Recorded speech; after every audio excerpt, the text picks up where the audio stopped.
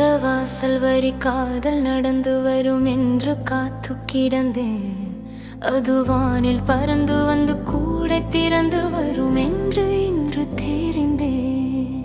தாவி வந்து என்னை அணைத்த போது இந்த சல்லி விரல்கள் அறைந்தேன். சாவி எல்லை வரை சென்று மீந்த இன்று 2 ஜன்மம் அடைந்தேன்.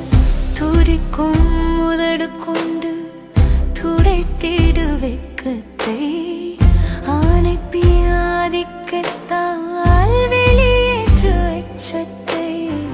துடிக்கும் உதடு கொண்டு துடைத்திடு வெட்கத்தை, அனுப்பி ஆதிக்கத்தால் வெளியேற்று எச்சத்தை.